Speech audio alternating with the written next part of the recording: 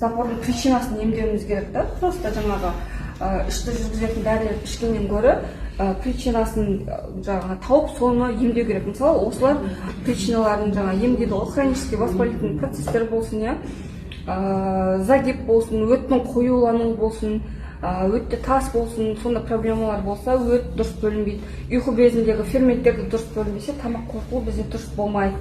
Содан жаңағы әртүрлі тастар да жиналады, өт қою болса да, қайдан шығады мысалы себептері. Соларды мысалы мыналар устранить етеді. Тағы мына бір чай бар, мына өттегі тастар, майда тастар болса, үлкен тастар болса қозғалып жіберуі мүмкін. Оны жаңағыдай қозғамайды, мен елем операция деген ішіп жатыр, ешқандай қозғалған жоқ, бәрі жақсы. Иә, шайлардың бәрін ішіп жатыр. ішу керек. Жаңағыдай майда тастар болса, енді жуып шығарып кәдімгідей жақсы көмектеседі. Біздің жаңағы чайларымыз лотос көкөніс шай қазір бітті, оларда күшті